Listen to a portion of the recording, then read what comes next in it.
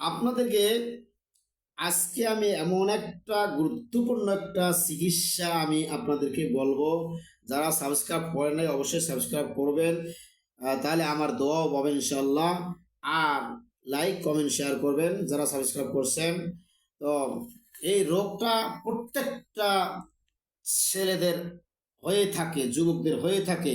ধাতু দুর্বল্য ধাতু দুর্বল্য রোগ ও তার প্রতিকার কি?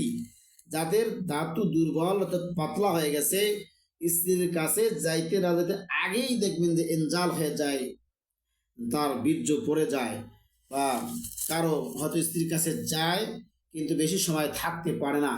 এখানে চিকিৎসা 6টা চিকিৎসা আছে। এই 6টা চিকিৎসার পয়েন্ট আছে। এই 6টা চিকিৎসা আপনাদেরকে আমি একদিনে বলবো না, তা আমি তো 6টা ভিডিওতে আপনাদেরকে জানাবো ইনশাল্লাহ। তা আপনারা যদি চিকিৎসাগুলো ভালো করে নিজেরাই ওষুধ তৈরি করে এগুলো খাইতে পারেন, ইনশাল্লাহ আপনারা এই ধাতু দুর্বল্য এই রোগ থেকে মুক্তি পাবেন ইনশাল্লাহ।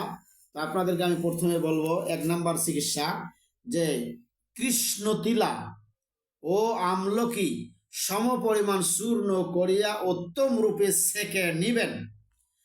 কৃষ্ণ তিলা ও আমলকি, এই দুইটা, কৃষ্ণতিলা আমলকি, এই দুইটা সম পরিমাণ চূর্ণ করিয়া গুঁড়া করিয়া উত্তম রূপে সেকে নিবেন। আর প্রত্যেক রাত্রে শয়নকালে 1 তোলা পরিমাণ চূর্ণ মুখে দিয়া 1 গ্লাস ঠান্ডা পানি পান করবেন।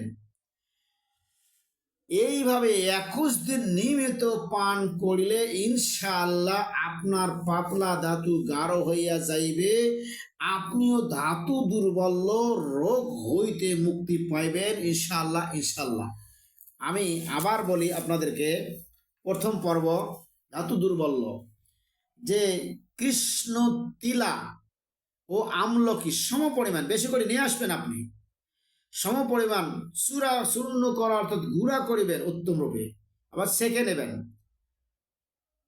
প্রত্যেক রাতে শয়নের সময় আপনি যখন ঘুমাবেন, এই ঘুমানোর আগে 1 তোলা পরিমাণ চূর্ণ মুখে দিবেন। ওই যে গুঁড়া করেছেন 1 তোলা পরিমাণ, আপনি 1 তোলা পরিমাণ মুখে দিয়া 1 গ্লাস ঠান্ডা পানি খাইবেন।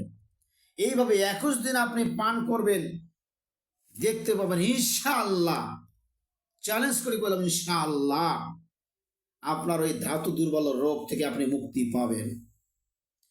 চ্যানেলটা সাবস্ক্রাইব করবেন এবং কমেন্টে লাইক করবেন, কমেন্টে মতামত জানাবেন এবং পারলে শেয়ার করতে পারেন।